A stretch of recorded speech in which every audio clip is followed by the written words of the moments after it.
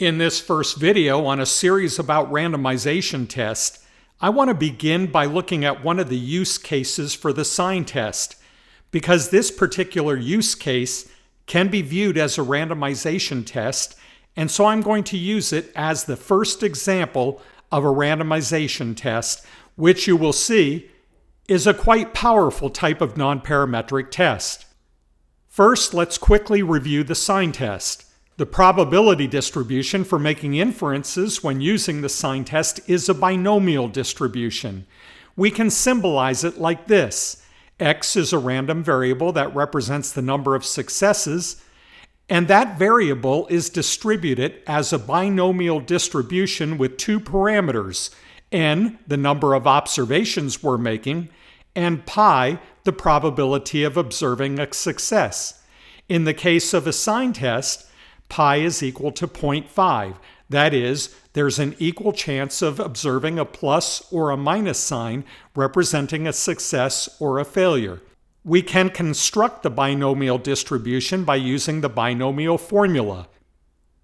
The probability that x will equal a certain number of successes is equal to the number of observations choose that number of successes, times 0.5, the probability of success raised to the power of that number of successes, times the probability of failure, which is 1 minus 0.5, so also 0.5, the same as the probability of observing a success, raised to the power of the number of failures, that is, the number of observations minus the number of successes.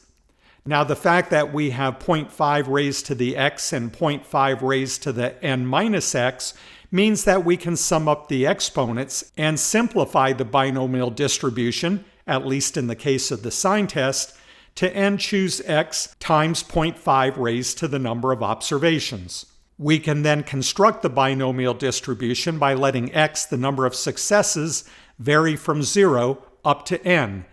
Here's an example in which we make 6 observations, and I have calculated the probability for each possibility for the number of successes we observe in those 6 observations.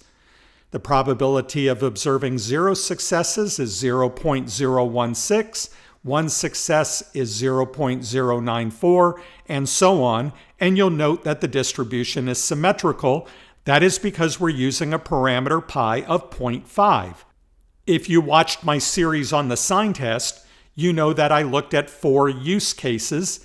This is one of them, a match pairs design in which we randomize within pairs, and we have a continuous construct and measure participants on that construct with a quantitative measure.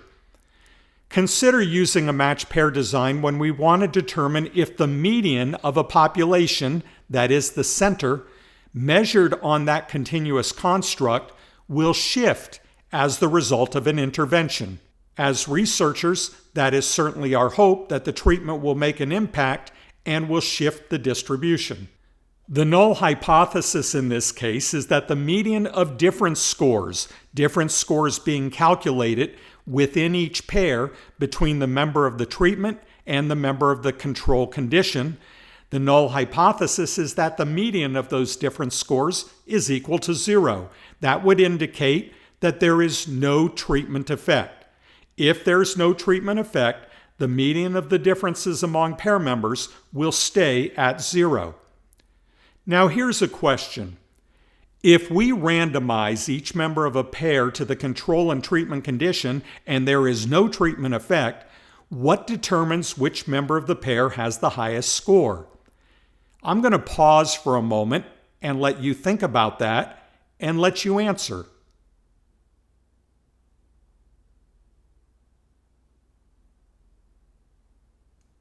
If you answered that it's just chance that makes that determination, you're exactly right. One member of the pair has the highest score not because of the treatment. If the null hypothesis is true, there is no treatment effect, but because of extraneous variables that are unrelated to the treatment. Randomization determines if this person ends up in the control or treatment condition, so it is just chance, just randomness, that determines whether it is the treatment or control member of the pair that has the highest score. Now let's revisit the sign test in the context of the match pair design, thinking not in terms of the binomial formula, but in terms of randomizing our participants to conditions and having the treatment not be effective so that what we observe in terms of the treatment appearing to be successful only occurs by chance. There are 2 to the n possible sequences of plus and minus signs. In the binomial distribution example I used earlier, I had 6 observations. If we had 2 to the 6 possible sequences, we would have 64 possible sequences of plus and minus signs. If the null hypothesis is true, the treatment is not effective, and the median of the difference scores equals 0, then each sequence is equally likely because these sequences are being created just by chance assignment. The probability then of any one sequence is 1 over 2 to the n. In the case of the example in which n equals 6, that's 1 over 64.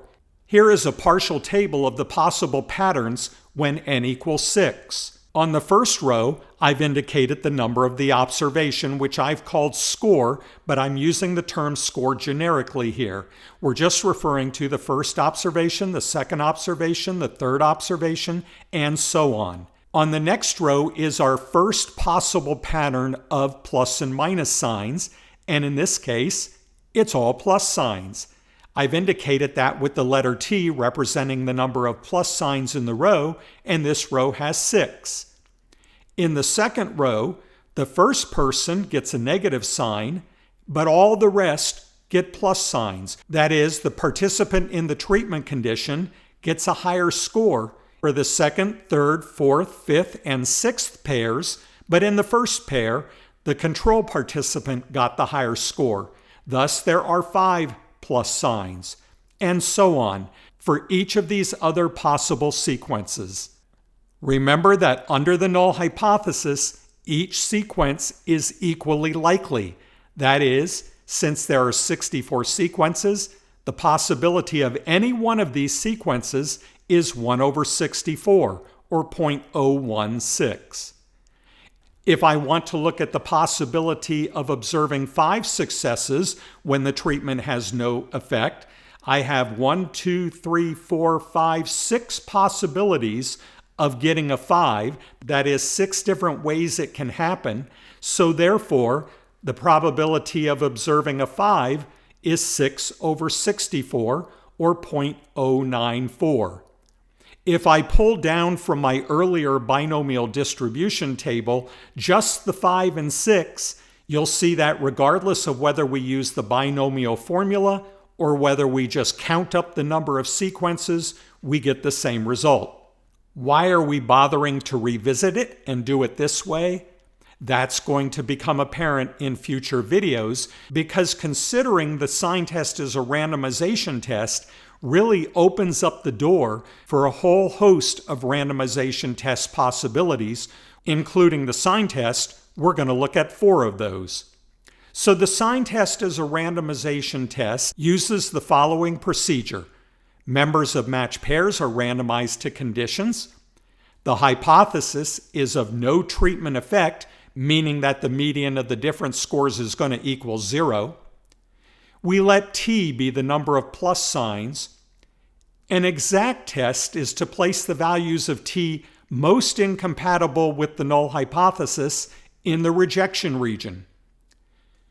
We set the critical value to control the type 1 error rate. If I am considering a treatment versus control, I am testing to see if the treatment is effective, and therefore I'm looking for a large number of successes, so I set the critical value such that the probability of obtaining that critical value or greater is less than or equal to alpha, my maximum type 1 error rate. So returning to the possible patterns for n equals 6 and looking again at these probabilities, if I had set alpha to 0.05, the only time I'll reject the null hypothesis is if I observe 6 successes.